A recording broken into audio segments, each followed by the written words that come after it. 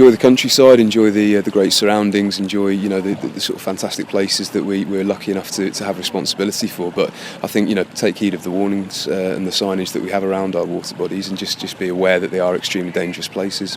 The reservoirs for us are there to store water, and we draw that water through into our treatment process. That does create very strong currents. They can keep people underwater, but they can also make it very difficult to get back on shore. We've got a lot of machinery, such as the machinery around the valve towers and the strainers that are used to keep the water reasonably clear as it's brought in, and also the rocks and the general detritus that you get under the surface. So jumping into the water might seem like a great idea, but you really have very little idea of what you're jumping into.